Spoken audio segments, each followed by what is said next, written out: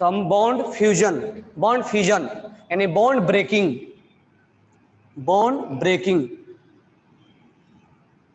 Actually जो bond breaking होता है तो दो टाइप से होता है। एक होता है होमोलाइटिक बॉन्ड फ्यूजन, नाम से भी क्लियर हो रहा, होमोलाइटिक, होमो मतलब same, heterolytic bond fusion. Simple सा है। होमोलाइटिक, अब जैसे मान लो कार्बन कार्बन के बीच में बॉन्ड है और कार्बन और क्लोरीन के बीच में बॉन्ड है, इस बॉन्ड को हमने तोड़ दिया। ये बोला कि हम दोनों भाई भाई हैं, हम अपना इलेक्ट्रॉन लेके और तुम अपना इलेक्ट्रॉन लेके आजाद हो जाओ, यानी हम अपना लेके अलग हो गए, तुम अपना लेके अलग हो जाओ। इसने क्या बोला, बॉन्ड तोड़ो, फिर ये बोला कि हम तुम्हारा भी इलेक्ट्रॉन खींच लेंगे और अपने पे क्या लगा देंगे, निगेटिव। इसका तो एक अपना इलेक्ट्रॉन था ही, इसने कार्बन वाला का इलेक्ट्रॉन्स को खींच लिया, तो यहाँ कार्बोकेटाइन और कार्बोएनाइन का फॉर्मेशन हुआ। तो this one is carbocation,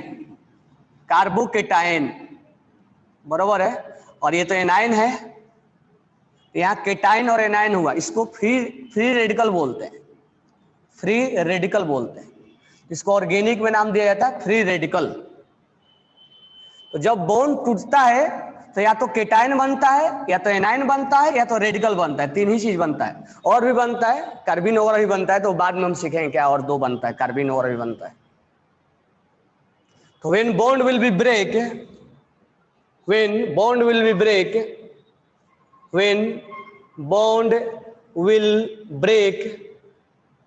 then it form क्या, या तो केटाइन बनेगा, या तो एनाइन बनेगा, या रेडिकल बनेगा।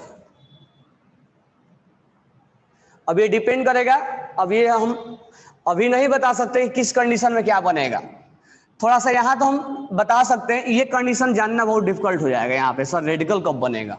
ये तो चलो समझ में आ जाता है कि मोर इलेक्ट्रोनेगेटिव से लेस इलेक्ट्रोनेगेटिव अगर अटैच है तो केटाइन और एनाइन बन जाता है। ये मोर इलेक्ट्रोनेगेटिव है और ये लेस इलेक्ट्रोनेगेटिव है। तो मोर इलेक्ट्रोनेगेटिव पे केटाइन एनाइन और लेस इलेक्ट्रोनेगेटिव पे केटाइन बनता है, लेकिन ये सिचुएशन हम जान नहीं पाएंगे, ठीक है। तो अभी के लिए दिया जाएगा आपसे। तो अगर ये दोनों इलेक्ट्रॉन आपस में एक एक लेके अलग हो गए तो that is known as homolytic.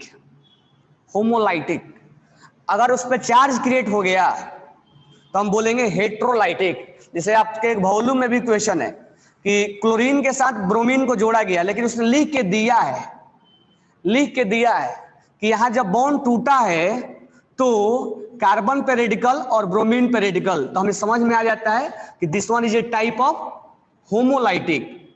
अगर एक एक इलेक्ट्रॉन्स का डिस्ट्रीब्यूशन हो गया तो हम बोलेंगे होमोलाइटिक है। If the bond will be break and each carbon will be distributed, सब अपना अपना कार्बन लेके इलेक्ट्रॉन्स लेके अलग हो जाएगा, तो हम उसको होमोलाइटिक बोलेंगे। अगर वही बॉन्ड, अब ये सब हम बाद में जानेंगे कब कैसा होता है, उस सिचुएशन के अकॉर्डिंग होता है। अब यही बॉन्ड अगर टूटेगा तो ऐसा भी हो सकता है, ये कोई जरूरी नहीं कि ऐसा ही होगा, सिचुएशन पे डिपेंड करता है। ये ऐसा भी हो सकता है कि ये दोनों इलेक्ट्रॉन्स ब्रोमीन लेके चला गया, तो इसको बोल देते हैं हेट्रोलाइटिक। ये बॉन्ड फ्यूजन को हम बोल देते हैं हेट्रोलाइटिक। तो अभी के लिए बस इतना ही समझो कि अगर दोनों इलेक्ट्रॉन्स ले लेके अपना अपना अलग हो गया तो होमोलाइटिक बोलेंगे, और दोनों ये इलेक्ट्रॉन्स मोर इलेक्ट्रोनेगेटिव को चला गया तो हम इसको हेट्रोलाइटिक बोलेंगे। तो अगर रेडिकल का जनरेशन फॉर्म हुआ तो हम होमोलाइटिक बोलेंगे। अभी के लिए नहीं, तभी के लिए भी होता है, लेकिन हम सिचुएशन नहीं बोल सकते कि सर ये किस सिचुएशन में टूटेगा, ये सर ब्रोमीन मोर इलेक्ट्रोनेगेटिव है तो यहाँ माइनस होना चाहिए था। वो सिचुएशन पे डिपेंड करता है। जरूरी नहीं कि हर बार माइनस ही होगा, हो भी सकता है और नहीं भी हो सकता है। रेडिकल भी बन सकता है और ये भी बन सकता है, बरोबर है क्या? क्योंकि वो अभी आगे हम जब पढ़ेंगे तो समझ में आएगा कि ये रेडिकल नहीं बना है, यहाँ पर कार्बोकेटाइन यहाँ रेडिकल बना है और यहाँ एनाइन और केटाइन बना है। ठीक है, तो एक ही रिएक्शन होमोलाइटिक भी हो सकता है और एक ही रिएक्शन हेट्रोलाइटिक भी हो सकता है, वो डिपेंड अपॉन सिचुएशन। तो दिस वन इज हेट्रोलाइटिक क्योंकि यहाँ केटाइन और एनाइन बना है। अच्छा, हेट्रोलाइटिक को बनाने में एनर्जी ज्यादा लगा, हेट्रोलाइटिक फॉर्म होने में यहाँ एनर्जी ज्यादा लगता है, मोर एनर्जी। केटाइन और एनाइन को फॉर्मेशन करने में मोर एनर्जी लगता है, यानी यहाँ एनर्जी हमें ज्यादा देना पड़ेगा। तो लिख भी लेना, for the formation of heterolytic more energy will be required.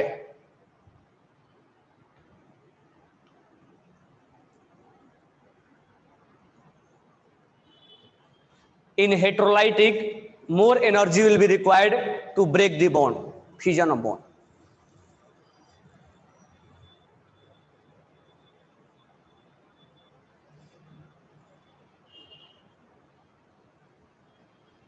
ठीक है, तो इतना ही अभी जानना है,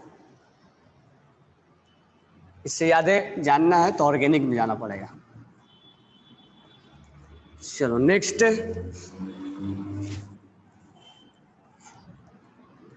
सबको बॉन्ड बनाने आता होगा। बॉन्ड तो ऐसा नहीं कि किसी को नहीं बनाने आता है ना, नहीं भी आता है तो प्रैक्टिस करना बॉन्ड बनाना। ठीक है, जब बॉन्ड ही नहीं बनाने आएगा तो आगे कैसे हम जान पाएंगे। चलो, अन्वय, अन्वय 2 बार मैसेज क्यों टाइप करते हो? एक बार में मुझे दिख जाता है, बार बार मत भेजा करो, एक बार में बार बार क्लिक कर दो। How to find molecules all bond are equal और नॉट, कैसे हमें मालूम चलेगा कि सब बॉन्ड इक्वल है कि नहीं है? तो स्ट्रक्चर बनाने पे मालूम चलेगा। अगर एक के रिजोनेंस है, अगर रिजोनेटिंग स्ट्रक्चर है, अगर ये रिजोनेटिंग स्ट्रक्चर है तो ये बॉन्ड इक्वल होगा। अगर रिजोनेंस है तो बॉन्ड इक्वल होगा। अगर एक्सियल पे है तो एक्सियल वाला इक्वल होगा, इक्वेटोरियल वाला अलग नहीं होगा। इक्वेटोरियल वाला आपस में इक्वल होगा, ये होगा। फिर साइज पे डिपेंड करता है। अगर HF है, HCl है, HBr है, H आयोडीन है, इस पे डिपेंड करता है साइज। क्योंकि बॉन्ड लेंथ का मतलब क्या होता है? न्यूक्लियस से न्यूक्लियस का डिस्टेंस। तो आयोडीन का साइज बड़ा है तो डिस्टेंस भी बड़ा होगा, बॉन्ड लेंथ भी बड़ा होगा।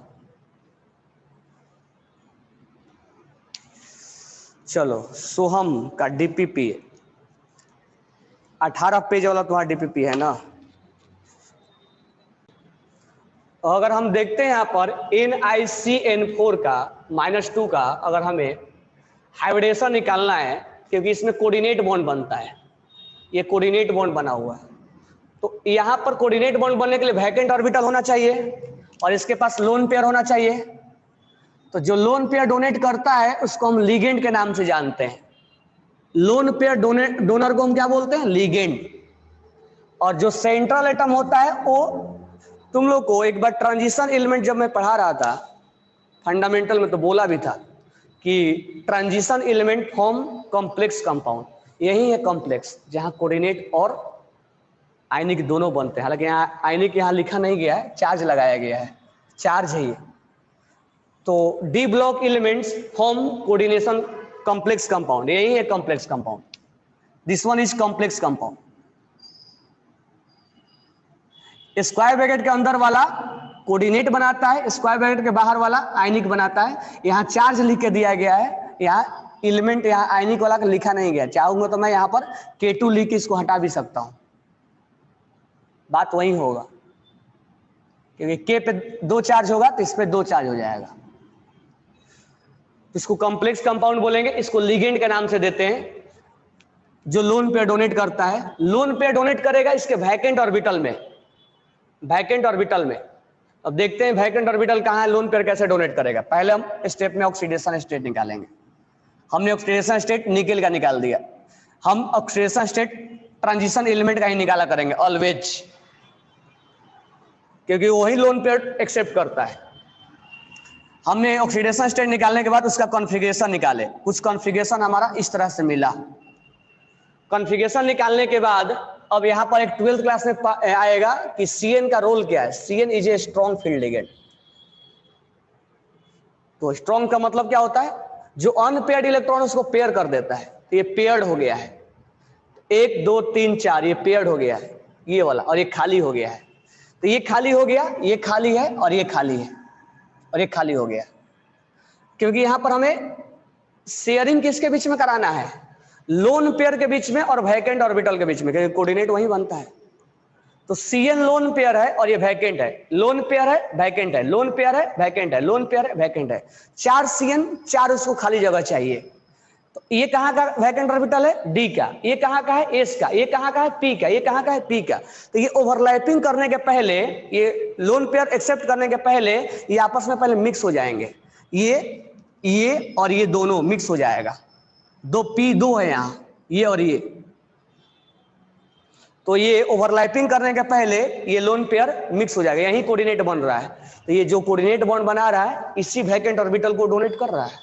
ये कोऑर्डिनेट बॉन्ड इसके वैकेंट ऑर्बिटल को डोनेट कर रही है वाला, ये जो कोऑर्डिनेट बॉन्ड बना के दिखा रहे हैं इसी को डोनेट करेगा वो 4 को, ये खाली रह जाएगा। तो यहां पर डोनेट करने के पहले क्या होगा, ये मिक्सिंग होगा। तो क्या क्या मिक्स हुआ, DsP2। तो पहले D मिक्स हुआ, तो पहले D नाम लेते हैं हम, ठीक है। इसीलिए हमने हाइब्रिडेशन में 2 भी लिखवाया, ऐसे भी लिखवाया है sp3d, और ये भी लिखवाया है DsP3। तो ये D ब्लॉक में आएगा, जब हम 12th क्लास में जाएंगे तब आएगा। एक मैंने आपको बता दिया कि इस तरह से ही होता है। तो ये DsP2 यहां बन गया, सॉरी DsP2 बना, यही है स्क्वायर प्लेनर। तो 4 के लिए 2 बनता है, एक sp3 और ये स्क्वायर प्लेनर। ये 2D में होता है और ये 3D में होता है।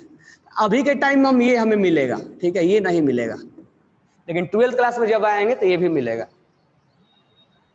इसको लिख लो, अगर समझ में आए तो बेटर है, और नहीं भी समझ में आए तो 12th क्लास अभी बाकी है। ये मैंने बस ऐसे नॉर्मली बता दिया क्या होता है।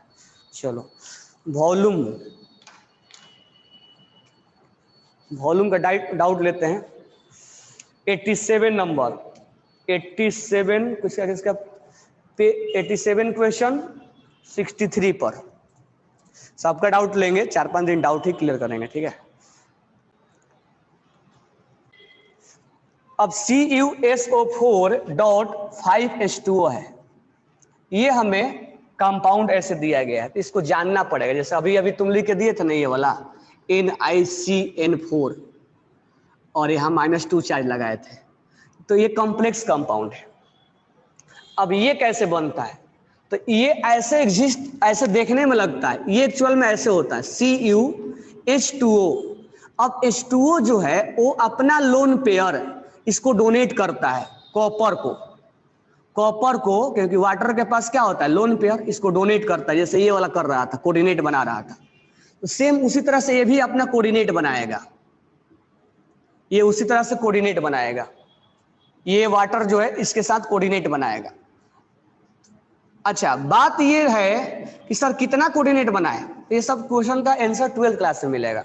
हम यहाँ 4 से ज्यादा वाटर को कोऑर्डिनेट के साथ नहीं लगाते हैं, उसका भी रीजन है, लॉजिक है वो, कि क्यों नहीं 4 से ज्यादा वाटर को लगाएंगे, क्योंकि कोऑर्डिनेट उतना ही बनता है जैसे कोवैलेंट बॉन्ड बनता है, वैसे कोऑर्डिनेट का भी कंडीशन है।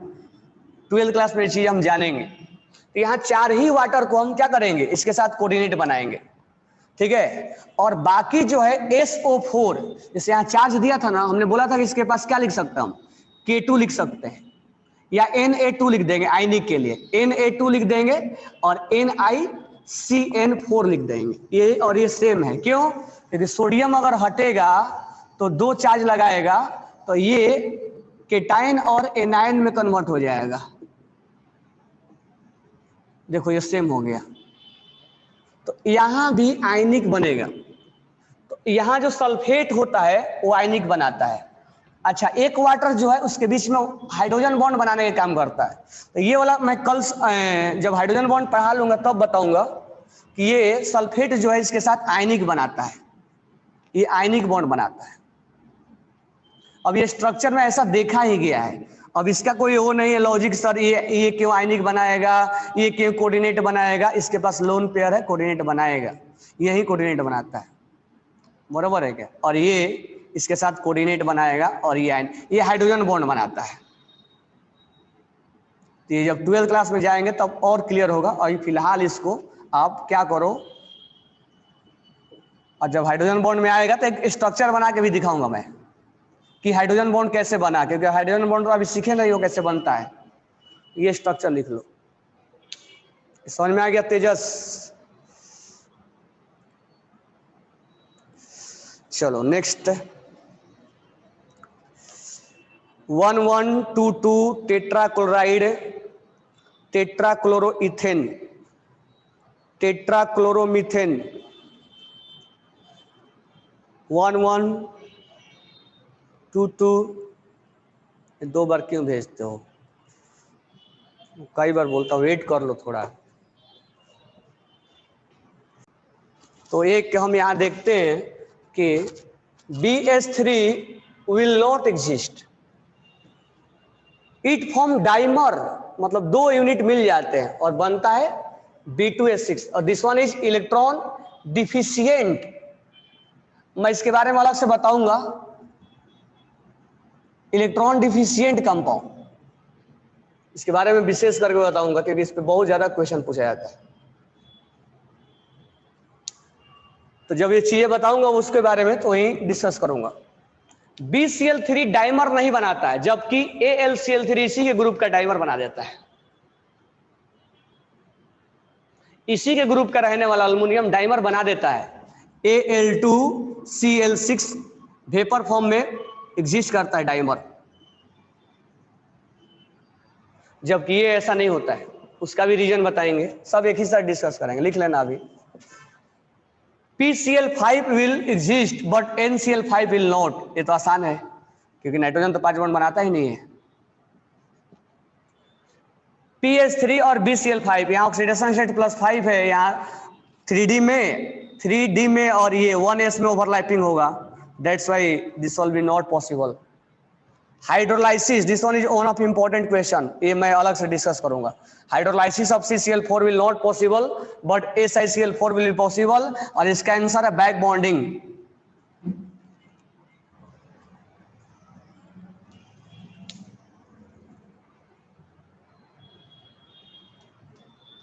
और इसका आंसर है साइज, इसका आंसर है इलेक्ट्रॉन डिफिशियंट। ये 5-6 चीजें लिख लेना, मैं एक ही बार सब एक्सप्लेन करूंगा।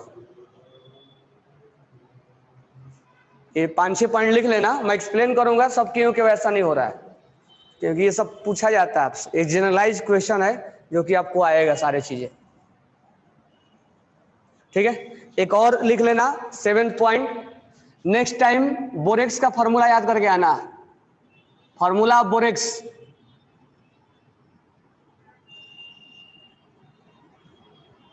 फॉर्मूला ऑफ बोरेक्स, बोरेक्स का फॉर्मूला क्या होता है, तो नेक्स्ट टाइम फॉर्मूला बना के लाना बोरेक्स का।